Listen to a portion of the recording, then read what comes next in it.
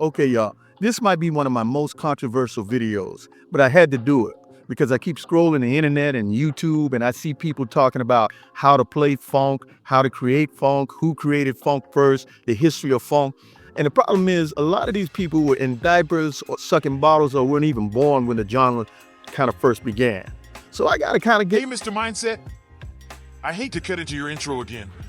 Why you keep doing it? Well, I think you're about to ruffle some feathers here.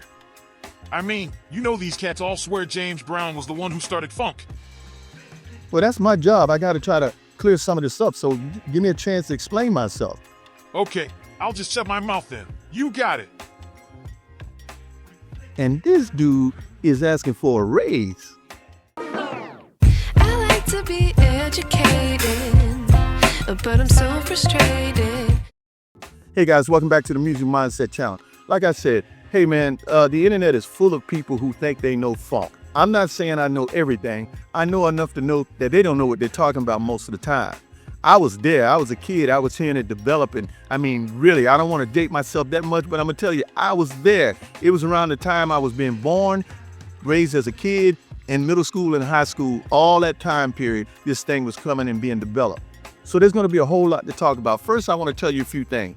No one person started funk, but one person did come up with the name funk, and it wasn't who you think it is. This stuff started back in the 1940s with a drummer. His last name was Palmer. When he'd be in the studio, he would use funk to describe, the sound and the aura that the music was giving off. I'm gonna do a video later that gets more into the whole thing about funk. But that's where the word first started in music. And then somebody else picked it up, the person we're gonna be talking about tonight, and he ran with it. And then it got to James Brown.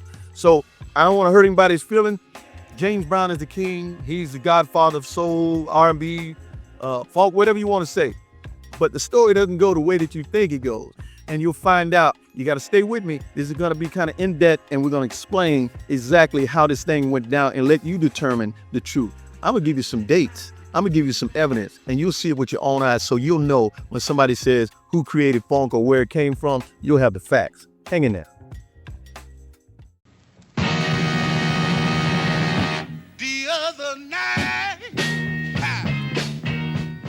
Before the world ever argued about who invented funk, before James Brown perfected anything, there was already a young man out of Buffalo, New York, on top of the game. He was born June 13, 1943, and his name, Arlester Dyke Christian. He wasn't raised around fame, he wasn't groomed by the industry, and he sure wasn't supposed to rewrite music history. Dyke grew up working class, surrounded by street rhythm, church harmonies, and the pressure of figuring life out fast. He had the music mindset at a young age, translating that affinity for urban street life into music. He started out learning to play bass guitar. And in the early 1960s, guys in a local Buffalo band called Carl LaRue and his crew asked him to join them. He did, playing local bars and clubs, even recording a single in 1962 called Please Don't Drive Me Away. All that work would then change his fate. Because in 1964, a legendary Arizona DJ named Eddie OJ heard their work and was amazed. He then asked them to come way across the country to Phoenix, Arizona. And guess what he wanted them to do? You definitely don't know, but they were asked to back an up-and-coming little group that he managed. The name of those guys happened to be none other than the OJs. Yeah, I know you know them. So, they did the thing. The OJs and their manager eventually moved on to bigger things. The gig ended, and it left Dyke and two other band members stranded.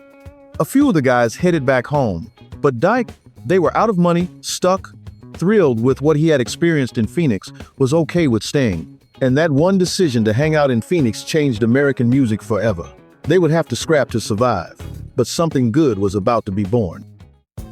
Phoenix wasn't a music capital in the 60s. It was just dusty bars, Latin clubs, military kids, and people trying to hustle for a living. And then Dyke met a few other guys calling themselves the Three Blazers, who thought and felt just like him.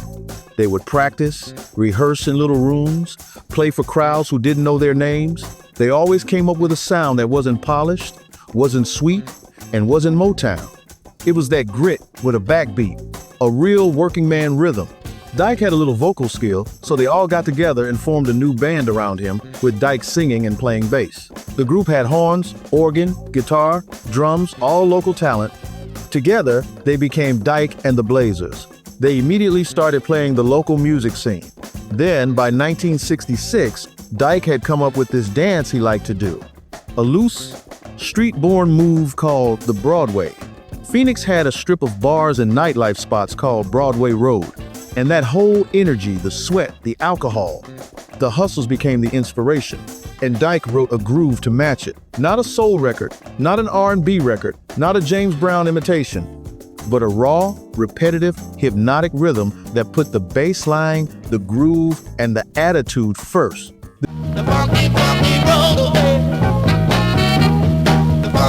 This was called Funky Broadway. They cut it in Phoenix on a tiny local label called Artco in the summer of 1966. No fame, no machine behind it, just pure fire. And that record is widely credited as the first real funk hit ever recorded.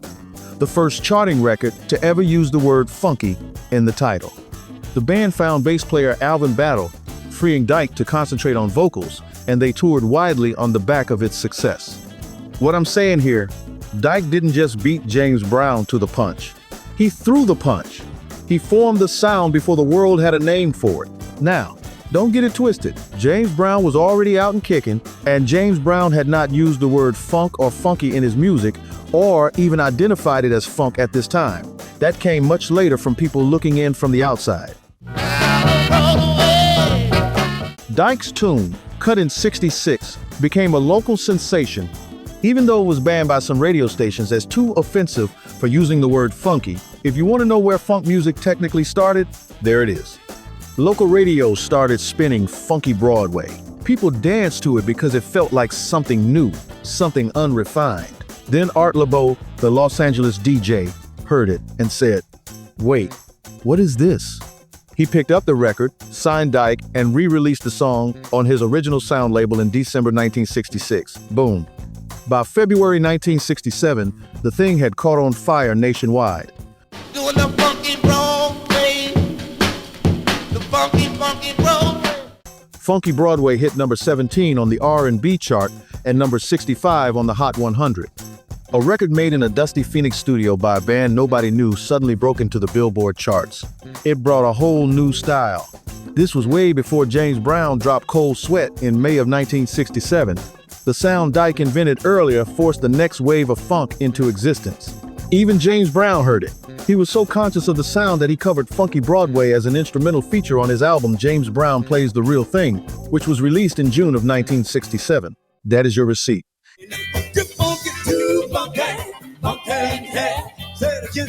And now, funky would be the word. Funky. Wilson Pickett then did a cover of Funky Broadway later in the summer of 1967,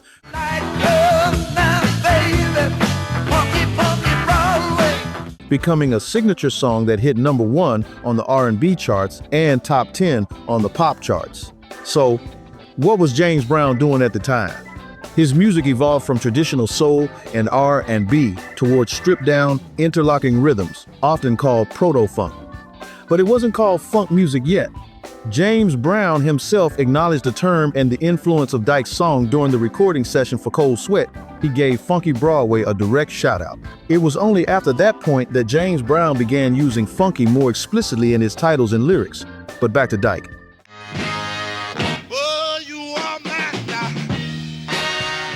After the national hit, the stresses of fame and money issues caused the original Blazers to split. But with national attention behind him, Dyke kept using the group's name. Now located in Los Angeles, he used studio session musicians. Later, the Watts 103rd Street Rhythm Band, which included Al McKay, who would go on to be with Earth, Wind, and Fire.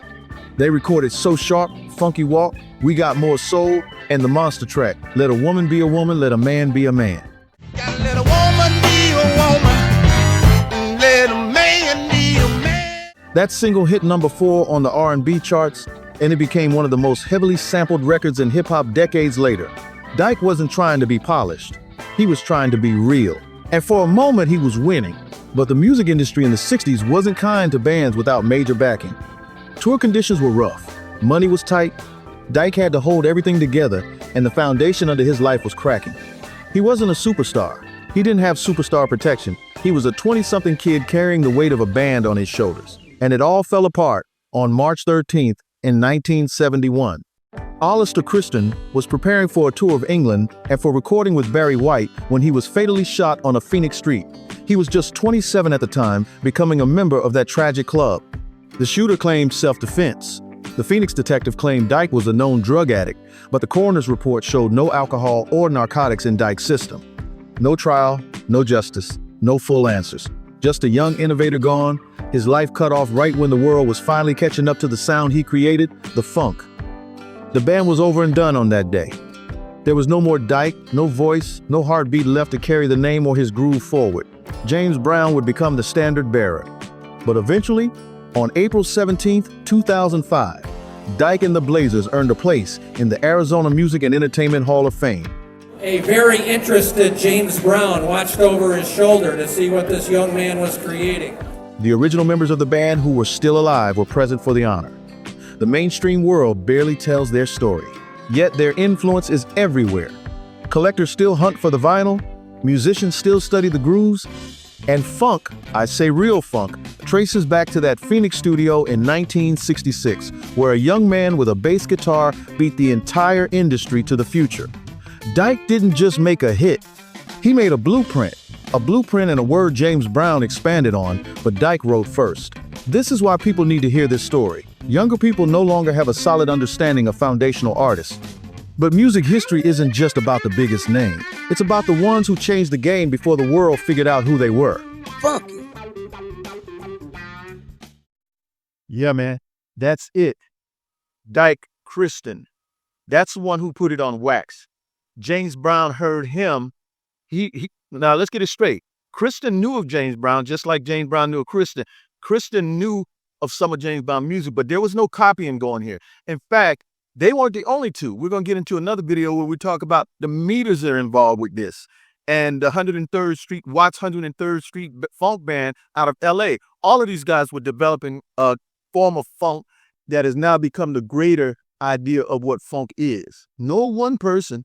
This is nothing against James Brown. Love the dude and stuff like that. But James Brown, he knew something about music, but James Brown wasn't playing those instruments in the background. It was his band. If you want to give credit to anybody, let's talk about the drummer, Stubblefield, and all these guys who were actually laying down the funk. This is not a diss track. This is not a diss video. It's what the facts are. Anyway, hope you learned a little bit. Do some research for yourself, and you'll see my numbers add up. And I'll see you guys next time on the Music Mindset channel. Hope you appreciate this type of stuff, and hope you come back again. Thanks.